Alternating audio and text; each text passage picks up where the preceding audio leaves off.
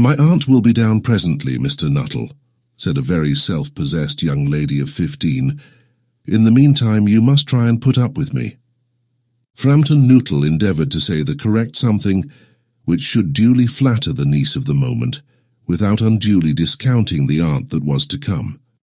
Privately, he doubted more than ever whether these formal visits on a succession of total strangers would do much towards helping the nerve cure which he was supposed to be undergoing. "I know how it will be," his sister had said when he was preparing to migrate to this rural retreat. "You will bury yourself down there and not speak to a living soul, and your nerves will be worse than ever from moping. I shall just give you letters of introduction to all the people I know there. Some of them, as far as I can remember, were quite nice."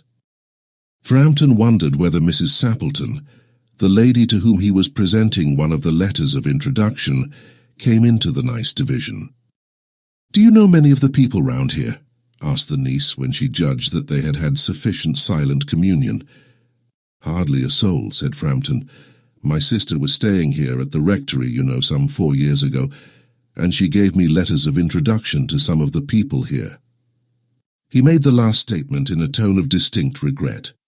"Then you know practically nothing about my aunt?" pursued the self-possessed young lady.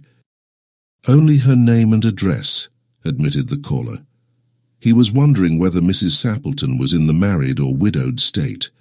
An undefinable something about the room seemed to suggest masculine habitation. "Her great tragedy happened just 3 years ago," said the child. "That would be since your sister's time." "Her tragedy?" asked Framton. Somehow in this restful country spot, tragedies seemed out of place.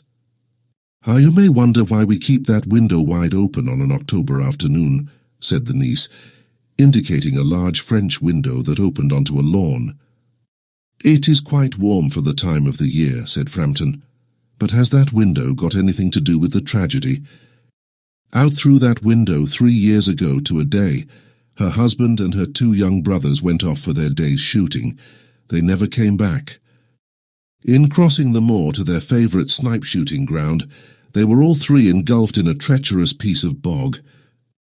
It had been that dreadful wet summer, and places that were safe in other years gave way suddenly without warning. Their bodies were never recovered. That was the dreadful part of it." Here the child's voice lost its self-possessed note and became falteringly human. "Poor aunt always thinks that they will come back some day. They and the little brown spaniel that was lost with them, and walk in at that window just as they used to do. That is why the window is kept open every evening till it is quite dusk. Poor dear aunt. She has often told me how they went out, her husband with his white waterproof coat over his arm, and Ronnie, her youngest brother, singing, 'Bertie, why do you bound?' as he always did to tease her, because she said it got on her nerves. Do you know, sometimes on still, quiet evenings like this, I almost get a creepy feeling that they will all walk in through that window." She broke off with a little shudder. It was a relief to Framton when the aunt bustled into the room with a whirl of apologies for being late in making her appearance. "I hope Vera has been amusing you," she said. "She has been very interesting," said Framton. "I hope you don't mind the open window," said Mrs. Sappleton briskly. "My husband and brothers will be home directly from shooting, and they always come in this way. They've been out for snipe in the marshes today, so they'll make a fine mess over my poor carpets. So like you menfolk, isn't it?" She rattled on cheerfully about the shooting and the scarcity of birds, and the prospects for duck in the winter. To Framton it was all purely horrible. He made a desperate but only partially successful effort to turn the talk on to a less ghastly topic. He was conscious that his hostess was giving him only a fragment of her attention, and her eyes were constantly straying past him to the open window and the lawn beyond. It was certainly an unfortunate coincidence that he should have paid his visit on this tragic anniversary. "The doctors agree in ordering me complete rest, an absence of mental excitement, and avoidance of anything in the nature of violent physical exercise," announced Framton, who laboured under the tolerably widespread delusion that total strangers and chance acquaintances, are hungry for the least detail of one's ailments and infirmities, their cause and cure. On the matter of diet they are not so much in agreement, he continued. No, said Mrs. Sappleton, in a voice which only replaced a yawn at the last moment.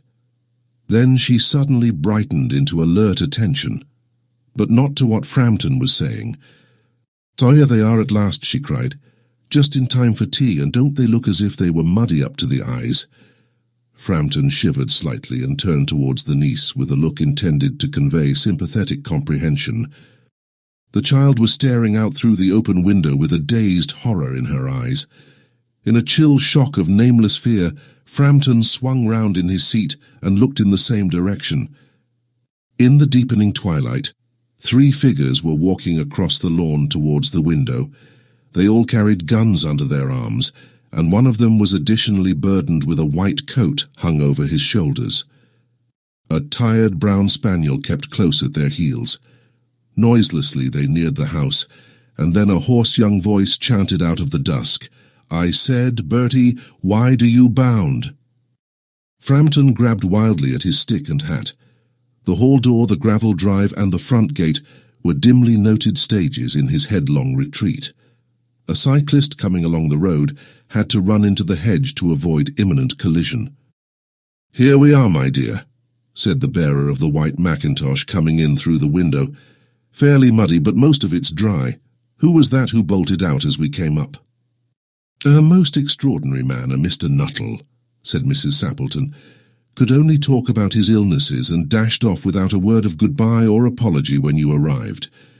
One would think he had seen a ghost." "I expect it was the spaniel," said the niece calmly. "He told me he had a horror of dogs. He was once hunted into a cemetery somewhere on the banks of the Ganges by a pack of pariah dogs, and had to spend the night in a newly dug grave with the creatures snarling and grinning and foaming just above him.